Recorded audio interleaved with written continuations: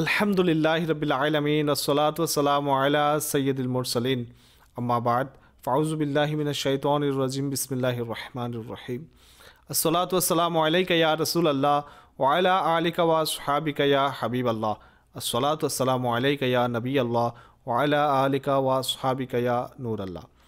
প্রিয় ইসলামী ভাইয়েরা এবং মাদানী চ্যানেলের দর্শক শ্রোতা, গল্প শুনি কোরআন থেকে অনুষ্ঠানে আপনাদেরকে আবারও একবার স্বাগতম জানাচ্ছি।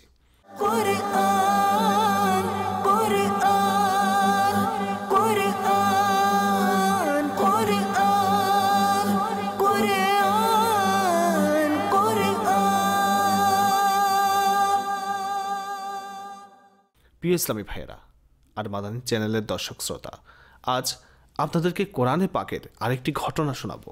তবে আজকের ঘটনা কিছুটা ভিন্ন ধরনের, ভীতিকর, তবে খুবই দৃষ্টান্তমূলক। আপনারা হযরত মুসা আলাইহিস সালাতু সালাম ও ফিরআউনের ঘটনাটি কয়েকভাবে, এমনকি কয়েকবারও শ্রবণ করেছেন। আমাদের অধিকাংশ শ্রোতা ফিরআউনীদের নীল নদে ডুবে যাওয়ার কথা জানেন, তবে মাদানী চ্যানেলের অধিকাংশ দর্শকদের এই কথা জানা নেই যে নীল নদে ডুবে যাওয়ার পূর্বে ফিরআউনীদের অত্যন্ত ভীতিকর, আশ্চর্যজনক ও অতি ভয়ঙ্কর আযাবও এসেছিল। আজকের বিষয় হচ্ছে সেই 5টি ভয়ঙ্কর আযাব। এগুলো কেমন বিপদ যা লাগাতার একটির পর একটি আসছিল। জি হ্যাঁ প্রিয় ইসলামী ভাইয়েরা, যখন হযরত মুসা আলাইহিস সালাতু সালামের আসা, যা জান্নাতি লাঠির ঘটনা আপনারা পূর্বেই শ্রবণ করেছেন, ওই লাঠিটি অজগর হয়ে জাদুকরদের সাপগুলোকে গিলে ফেলল, তখন জাদুকররা সিজদায় পতিত হয়ে ঈমান আনল। কিন্তু ফিরআউন এবং তার অনুসারীরা এখন হযরত মুসা আলাইহিস সালাতু সালামের উপর ঈমান গ্রহণ করেননি, বরং ফিরআউনের কুফর এবং তার অবাধ্যতা আরও বেড়ে গেল এবং সে বনি ইসরায়েলের মুমিন এবং হযরত মুসা আলাইহিস সালাতু সালামের মনে কষ্ট দেওয়া ও হয়রানি করাতে ভরপুর চেষ্টা শুরু করলো এবং বিভিন্নভাবে নির্যাতন নিপীড়ন শুরু করে দিল।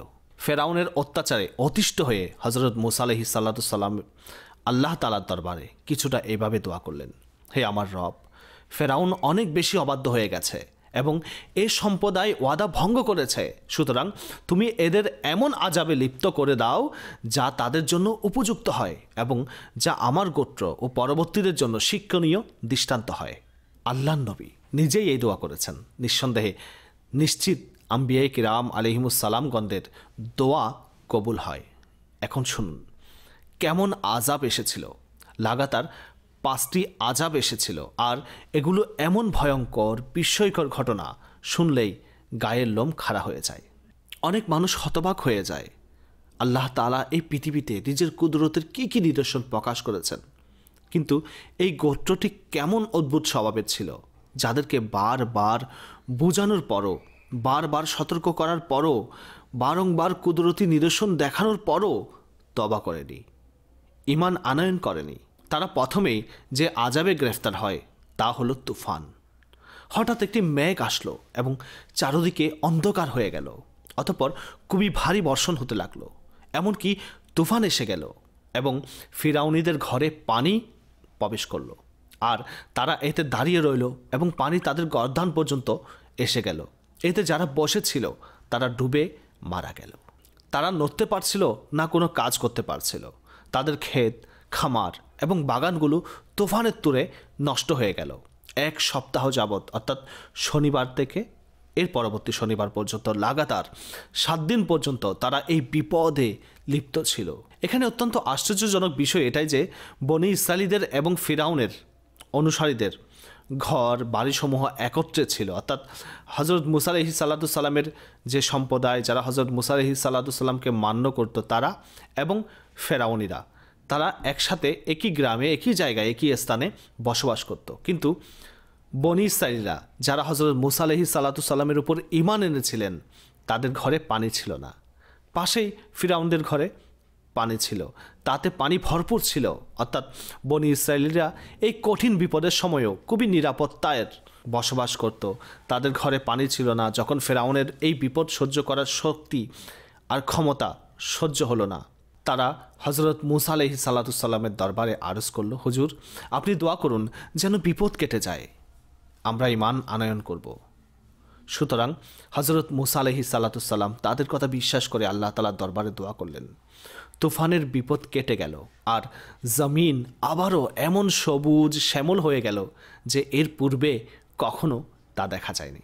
ক্ষেত খামারে অনেক ফসল হলো এবং খাদ্যশস্য ও ফলের বাম্পার ফলন হলো। তা দেখে বনি ইসরাইলগণ বলতে লাগলো যে এই তুফানের পানি তো আমাদের জন্য অনেক বড় নেয়ামত ছিল, এই তুফান তো আমাদের অনেক উপকারী ছিল। অতঃপর তারা নিজেদের ওয়াদা থেকে ফিরে গেল এবং ঈমান আনল না, আবারও অবাধ্যতা এবং অত্যাচার শুরু করলো, গুনাহে লিপ্ত হয়ে গেল। প্রিয় প্রিয় ইসলামী ভাইয়েরা, এরপর 1 মাস অতিবাহিত হলো। ফিরাউনিরা খুবই নিরাপত্তায় ছিল, আর বনি ইসরাইলীদের উপর হজরত মুসা আলাইহিস সালাতুসাল্লামের অনুসারীদের উপর আবারও অত্যাচার আরম্ভ করে দিল।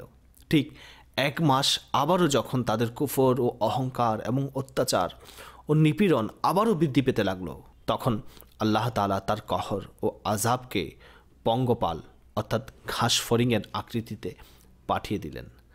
চারিদিক থেকে ঝাঁকে ঝাঁকে পঙ্গপাল অর্থাৎ ঘাস ফড়িং এসে গেল, যা তাদের ক্ষেত এবং বাগানসমূহ এমনকি তাদের ঘরের কাঠ খেয়ে ফেলল, এবং ফিরাউনিদের ঘরে এই ঘাস ফড়িং ভর্তি হয়ে গেল, যার কারণে তাদের নিঃশ্বাস নেওয়াও কষ্টকর হয়ে গেল। কিন্তু বনি ইসরাইলীদের মধ্যে যারা মুমিন ছিল তারাও এই শহরে বসবাস করত, কিন্তু তাদের ক্ষেত, তাদের খামার, বাগান বাড়ি ইত্যাদি একেবারেই নিরাপদ ছিল, ঘরে অত্যন্ত শান্তিতে বসবাস করত। এভাবে 1 সপ্তাহ অতিক্রম করার পর ফেরাউনের অনেক শিক্ষা হলো। অবশেষে এই আযাবে অতিষ্ঠ হয়ে আবারও হজরত মুসা আলাইহিস সালাতুসাল্লামের সামনে ওয়াদা করলো, ক্ষমা প্রার্থনা করলো, আবার আরজ করলো যে হুজুর আরেকবার ক্ষমা করে দিন, আল্লাহ তাআলার দরবারে দোয়া করুন, এবার আমরা বনি ইসরাইলীদের উপর কোনো অত্যাচার করব না, অনাচার করব না, আমরা আবারও ঈমান আনয়ন করব, আমরা নিজেরাও আপনার উপর ঈমান নিয়ে আসব, তিনি তো আল্লাহর নবী। নিজের গোত্রের এই অবস্থা দেখে, ফিরাউনিদের এই ব্যাকুলতা আহাজারি দেখে তার অন্তর তাদের প্রতি গলে গেল, তার অন্তরে আবার দয়া আসলো। তিনি আল্লাহ তাআলার দরবারে দোয়া করলেন, আর এই ঘাস ফড়িং পঙ্গপাল চলে গেল, অর্থাৎ শাস্তি শেষ হয়ে গেল। 1 সপ্তাহ যাবৎ এ আযাব স্থায়ী ছিল। প্রিয় ইসলামী ভাইয়েরা, যখনই আযাব সমাপ্ত হলো, লোকজন শান্তিতে বসবাস আরম্ভ করলো, তারপর আবারও নিজেদের কৃত ওয়াদা ভুলে গিয়ে অবাধ্যতায় লিপ্ত হলো, আবার অত্যাচার আরম্ভ করলো। এবারও ঈমান আনলো না, বরং তারা বলতে লাগলো, ঘাস ফড়িং চলে যাওয়ার পর আমাদের যা সম্পদ অবশিষ্ট আছে, আমাদের ঘর বাড়ি আছে, তাই আমাদের জন্য যথেষ্ট, আমরা কেন শুধু শুধু আমাদের নিজেদের ধর্ম ত্যাগ করব। প্রিয় ইসলামী ভাইয়েরা এবং মাদানী চ্যানেলের দর্শক শ্রোতা, নিশ্চয়ই আপনারা চিন্তা করছেন এরা কেমন আজব প্রকৃতির লোক, অদ্ভুত গোত্র ছিল যারা এতগুলো আযাবের মুখোমুখি হয়েও আল্লাহর উপর ঈমান আনল না। হজরত মুসা আলাইহিস সালাতুসাল্লামের ক্ষমাপরায়ণতা, সহনশীলতা, নম্রতা কতই না মহান ছিল। বারবার আদেশ অমান্য করার পরও আল্লাহ তাআলার দরবারে তাদের জন্য দোয়া করতেন। 2 প্রকারের আযাব সম্পর্কে আমরা জানতে পারলাম। আসুন আমরা 3য় আযাব, যেটি খুবই ভয়ঙ্কর এবং বেদনাদায়ক ছিল, সে সম্পর্কে শ্রবণ করি। এই অবাধ্য লোকের উপর 3য় যে আযাব পতিত হয়েছিল তা ছিল ঘুণ। ফেরাউনিদের খাদ্যশস্য ও ফলমূল সমূহে এই ঘুণ লেগে গেল, সমস্ত খাদ্যশস্য ও ফলমূল এই ঘুণ খেয়ে ফেলল। কিছু কিছু মুফাসসিরের বর্ণনা হলো যে এটি এমন একটি ছোট কীট ছিল যা ক্ষেতের প্রস্তুতকৃত ফসল সমূহ ক্ষত করে দিত এবং তাদের কাপড়ের মধ্যে ঢুকে তাদের কাপড়কে কেটে তাদেরকে কাটা মুরগির মতো ছটফট করাতো। এমনকি তাদের মাথার চুল, দাড়ি, গোঁফ, ভ্রু পলকেই কেটে কুটি কুটি অর্থাৎ টুকরো টুকরো করে দিত এবং চেহারা কেটে কেটে তাদের বসন্ত রোগীর মতো বানিয়ে দিত। এই কীটগুলো তাদের খাবার, পানি এবং খাবারের পাত্রে ঢুকে যেত, যার কারণে এরা না কিছু খেতে পারত, না কিছু পান করতে পারত, না মুহূর্তের জন্য ঘুমাতে পারত। এমনকি 1 সপ্তাহে এই আসমানি কহর ও আকস্মিক বিপদে অতিষ্ঠ হয়ে এই লোকেরা চিৎকার করতে লাগলো এবং আবারও হজরত মুসা আলাইহিস সালাতুসাল্লামের দরবারে উপস্থিত হয়ে দোয়ার আবেদন করতে লাগলো এবং ঈমান আনয়নের ওয়াদা করতে লাগলো।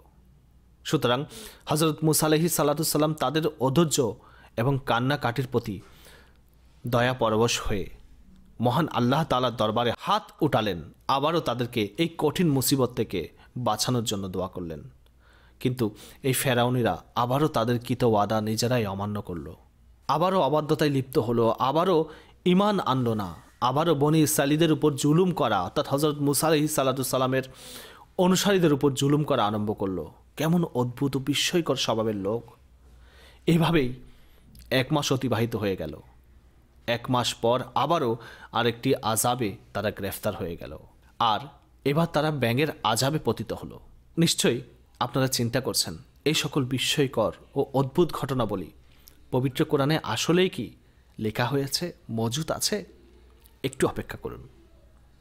যে 5টি আযাবের কথা আপনারা শুনবেন, এরপর আপনারা কোরআনে পাকের আয়াত শ্রবণ করবেন, যে আয়াতসমূহে এই সকল আযাবের বিষয় আলোচিত হয়েছে। কতই না শিক্ষণীয় ও তাৎপর্যপূর্ণ ঘটনা আমাদের পবিত্র কোরআনে স্থান পেয়েছে। ফিরাউনীদের ঘর ও বস্তিসমূহে হঠাৎ অসংখ্য ব্যাঙ হাজির। এটি ছিল তাদের প্রতি চতুর্থ আযাব। আর এই ব্যাঙগুলো কেমন ছিল যে যেখানে বসেছে সেখানেই হাজার হাজার ব্যাঙে পূর্ণ হয়ে যেত। কেউ কোনো প্রকার কথা বা খাবার খেতে মুখ খুলতেই ব্যাঙ মুখের ভিতর ঢুকে পড়ত। পাতিলের মধ্যে, হাঁড়ির মধ্যে ব্যাঙ, শরীরের অসংখ্য স্থানে ব্যাঙ আঁকড়ে থাকছে।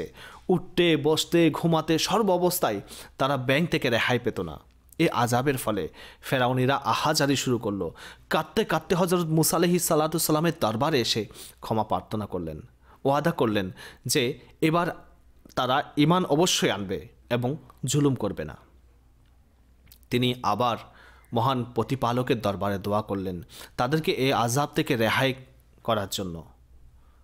তাদেরকে এই আযাব থেকে রেহাই করা হলো। কিন্তু যখনই কিছুদিন শান্তিতে বসবাস শুরু করে, আবারও এই অভিশপ্ত জাতি তাদের ওয়াদা ভঙ্গ করে, আবারও অত্যাচার শুরু করে, আবারও ঈমান আনতে অস্বীকার করে, তাদের পূর্বের ঘৃণ্য কর্মকাণ্ডে লিপ্ত হয়ে গেল, মুমিনদের হয়রানি করতে লাগলো এবং হযরত মুসা আলাইহিস সালামকে অপমান ও তার সাথে বেয়াদবি করতে লাগলো। 1 মাস অতিবাহিত হতেই তারা 5ম আযাবে গ্রেফতার হয়ে গেল। আর এই 5ম আযাবটি ছিল রক্ত। জি হ্যাঁ, আচমকা ওই নরাদমদের সকল পুকুর, নদী, খালের সমস্ত পানি রক্তে পরিণত হয়ে গেল। তারা ফেরাউনের কাছে বিষয়টি জানালো। সে বলল, এগুলো হযরত মুসা আলাইহিস সালামের নজরবন্দি, জাদু, আল্লাহ তাআলার পানা। এটা শুনে ফিরাউনিরা বলল, এটা কেমন নজরবন্দি যে খাবারের পাত্র রক্তে রঞ্জিত? যারা হযরত মুসা আলাইহিস সালামের উপর বিশ্বাস স্থাপন করেছে, তাদের সকল কিছু, খাবারের পাত্র ঠিক আছে, সেখানে পানি আছে, তাদের কুয়োতেও পানি আছে, তাদের পুকুরেও পানি আছে, আর আমাদের প্রতিটি জিনিস রক্তে ভরে গেছে। এরপর ফিরাউন আদেশ দিল, এখন থেকে বিশ্বাসীরা অর্থাৎ হযরত মুসা আলাইহিস সালামের অনুসারীরা যে কূপের পানি ব্যবহার করবে, তোমরা একই কূপের পানি ব্যবহার করবে। এবার আল্লাহর শান দেখুন, একই পাত্র দিয়ে পানি তোলা হয়। যখন মুমিনিনরা পানি তোলে তখন পরিষ্কার, মিষ্ট, স্বচ্ছ পানি আসত। আর যখনই ওই পাত্রটি ফিরাউনের অনুসারীরা নিত, ওই পাত্র দিয়ে কুয়ো থেকে পানি তুলত, তখন তা রক্তে পরিপূর্ণ থাকত। এরপর ফিরাউনিরা আরেকটি অনুরোধ করলো, বলল যে আমরা সবাই একই পাত্রে পানি পান করব। আল্লাহর কুদরত দেখুন, ওই নিদর্শনও পৃথিবীবাসী দেখল, একই পাত্র যেটিতে স্বচ্ছ পানি দেখা যাচ্ছে। যারা আল্লাহ তাআলার উপর ঈমান এনেছে, মুসা আলাইহিস সালামের উপর বিশ্বাস স্থাপন করেছে, তারা যখন পানি পান করত তখন মুখের মধ্যে মিষ্টি পানি, স্বচ্ছ পানি প্রবেশ করত। একই পাত্র থেকে যখন ফিরাউনিরা, অবিশ্বাসীরা পানি পান করল, তখন ওই পানি তাদের মুখের মধ্যে গিয়ে রক্ত পরিণত হলো। প্রিয় ইসলামী ভাইয়েরা এবং মাদানী চ্যানেলের দর্শক শ্রোতা, এমন করুণ পরিণতি হলো যে ক্ষুধায়, পিপাসায় ফিরাউনিরা পাতা, ঘাস ও গাছের শিকড় উঠিয়ে তা চিবাতে শুরু করলো, যেন এগুলো দ্বারা হলেও ক্ষুধা, পিপাসা কিছুটা নিবারণ করা যায়। কিন্তু গাছের পাতা ও শিকড়ে আর ঘাসে যে রস ছিল তাও রক্তে পরিণত হয়ে তাদের মুখে প্রবেশ করতে লাগলো। অতঃপর ফিরাউনিরা আবারও কাঁদতে কাঁদতে, অনুতপ্ত হয়ে, আহাজারি করতে করতে হযরত মুসা আলাইহিস সালামের দরবারে আবারও উপস্থিত হলো আর ক্ষমা প্রার্থনা করলেন। তিনি আরেকবার তাদেরকে ক্ষমা করলেন। আবার আল্লাহ তাআলার দরবারে এই আযাব মুক্তির জন্য তিনি দোয়া করলেন, তাদেরকে রক্ষা করলেন। প্রিয় ইসলামী ভাইয়েরা এবং মাদানী চ্যানেলের দর্শক শ্রোতা, এই 5টি আযাব ধারাবাহিকভাবে সপ্তাহে শুরু হয়ে আসতো। অন্য সপ্তাহের শুরুতে অর্থাৎ 7 দিন পর্যন্ত ক্রমাগত চলতেই থাকতো। এরপর দোয়া করলে আযাব চলে যেত। আবার 1 মাস অতিবাহিত হওয়ার পর শনিবার দিন আসতো, আরেকটি আযাবে পতিত হতো। এই গোত্রের লোকেরা অবাধ্যতা করতেই রইল, আর তিনি হযরত মুসা আলাইহিস সালাতু সালাম তাদেরকে ক্ষমা করতেই রইলেন। এই বিস্ময়কর ও শিক্ষণীয় ঘটনা কোরআনে পাকে কোথায় কিভাবে আছে, আসুন কোরআনে পাকের মোবারক আয়াত শ্রবণ করি আর অনুবাদ শুনি।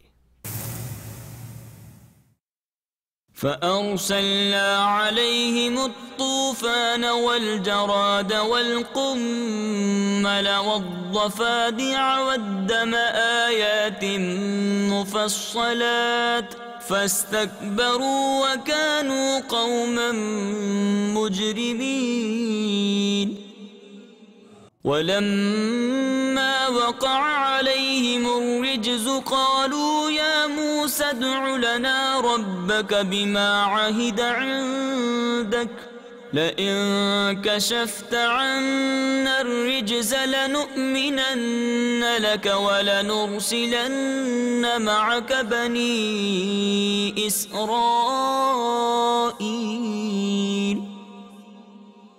فلما كشفنا عنهم الرجز إلى أجل هم بالغوه إذا هم ينكثون فانتقمنا منهم فأغرقناهم في اليم بأنهم كذبوا بآياتنا وكانوا عنها غافلين কাঞ্জলি ঈমান থেকে অনুবাদ। অতঃপর আমি প্রেরণ করেছি তাদের উপর প্লাবন, পঙ্গপাল, ঘুণ, ব্যাঙ এবং রক্ত, পৃথক পৃথক নিদর্শন সমূহ। তবুও তারা অহংকার করল এবং তারা অপরাধী সম্প্রদায় ছিল।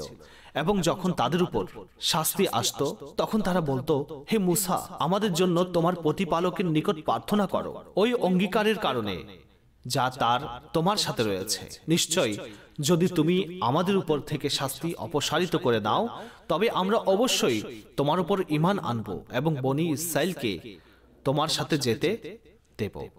অতঃপর যখনই আমি তাদের উপর থেকে শাস্তি অপসারিত করলাম এক নির্দিষ্ট সময়ের জন্য, যে পর্যন্ত তাদের পৌঁছার রয়েছে, তখনই তারা ফিরে যেত। সুতরাং আমি তাদের নিকট থেকে প্রতিশোধ নিয়েছি।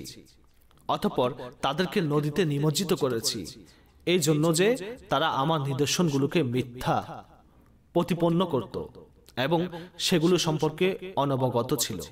প্রিয় ইসলামী ভাইয়েরা এবং মাদানী চ্যানেলের দর্শক শ্রোতা, আপনারা ফিরাউনীদের উপর প্রেরিত 5টি আযাবের কথা শুনলেন। এখান থেকে কি শিক্ষা অর্জন করলেন?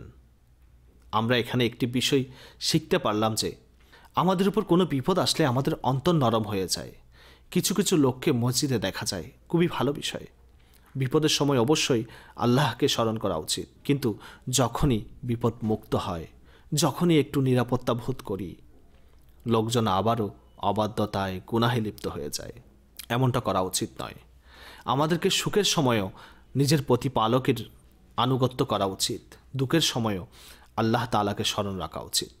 আর এই ঘটনা থেকে এই শিক্ষা অর্জন করতে পারি যে হযরত মুসা আলাইহিস সালাতু সালামের ধৈর্য, সহিংসতা ও নম্রতা তো শ্রবণ করলেন। তার গোত্রের লোকজন বাধা দিচ্ছে, পেরেশানিতে ফেলে দিচ্ছে, এরপরও তিনি তাদেরকে ক্ষমা করে যাচ্ছেন। প্রতিবারই তিনি ক্ষমা করে দিচ্ছেন।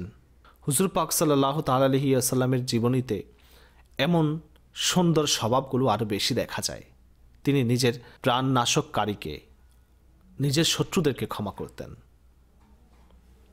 হে আমার প্রিয় ইসলামী ভাইয়েরা, আমরা কি ক্ষমা করি? আমরা কি ধৈর্য ধারণ করি? ক্ষুদ্র ক্ষুদ্র বিষয় মনে রেখে শত্রুতা পোষণ করি। বংশের পর বংশ শত্রুতার কারণে ধ্বংস হয়ে যায়।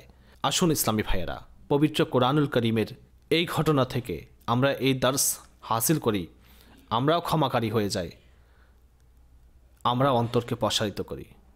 আমার আকা সাল্লাল্লাহু তাআলা আলাইহি ওয়াসাল্লামের খুবই সুন্দর নসিহত, অর্থাৎ যারা তোমার সাথে সম্পর্ক ছিন্ন করে তোমরা তাদের সাথে সম্পর্ক বজায় রাখো, আর যারা তোমাদের উপর জুলুম করে তোমরা তাদেরকে ক্ষমা করে দাও, আর যারা তোমাদেরকে বঞ্চিত করে তোমরা তাদেরকে দান করো। এই 3টি অভ্যাস খুবই গুরুত্বপূর্ণ। বরং অন্যান্য বর্ণনা সারমর্ম এটাই যে যারা এই 3টি বিষয়ের উপর আমল করবে আল্লাহ তাআলা জান্নাতে তাদেরকে ঘর দান করবেন, তাদের হিসাব সহজ করা হবে। দেখুন, আমরাও তো এটাই চাই যে, আপনারাও এটাই চান যে আমরা সবাই জান্নাতে প্রবেশ করি এবং আমাদের হিসাব সহজতর হোক। এই 3টি বিষয়ের উপর আমল করার নিয়ত করে নিন। হযরত শেখ সাদী রহমতুল্লাহ তাআলা আলাইহি এই হাদিস শরীফের অনুবাদ করতে গিয়ে অনেক সুন্দর কবিতা ইরশাদ করেছেন, যার অনুবাদ হচ্ছে, মন্দকে মন্দ প্রতিদান দেওয়া তো অতি সহজ, যদি তুমি সুপুরুষ হও তবে খারাপ আচরণকারীর সাথে উত্তম আচরণ করো। হ্যাঁ, এটি খুবই কঠিন, কিন্তু সার্থকতা তো এখানেই। আরেকটি হাদিসে পাক শুনুন, যার সারমর্ম কিছুটা এরকম, ওই ব্যক্তি পালোয়ান নয় যে রাগের সময় কাউকে পরাজিত করে। পালোয়ান ওই ব্যক্তি যে রাগের সময় নিজেকে নিজের নিয়ন্ত্রণ করতে পারে। আশা করছি এই কুরআনী ঘটনা থেকে যে সকল মাদানী ফুল আপনাদের নিকট পেশ করছি তা আপনাদের হৃদয়ের মণিকোঠায় অবশ্যই সাজিয়ে রাখবেন। আল্লাহ তাআলা আমাদের সবাইকে তার উপর আমল করার তৌফিক দান করুক। ইনশাআল্লাহ আজ্জা ওয়া জাল আগামী পর্বে আরেকটি খুবই গুরুত্বপূর্ণ বিস্ময়কর কোরআনী ঘটনা নিয়ে আপনাদের সম্মুখে উপস্থিত হব। মাদানী চ্যানেল দেখতে থাকুন। সাল্লু আলাল হাবিব সাল্লাল্লাহু তাআলা আলা মুহাম্মদ সাল্লাল্লাহু আলাইহি ওয়া আলিহি ওয়াসাল্লাম।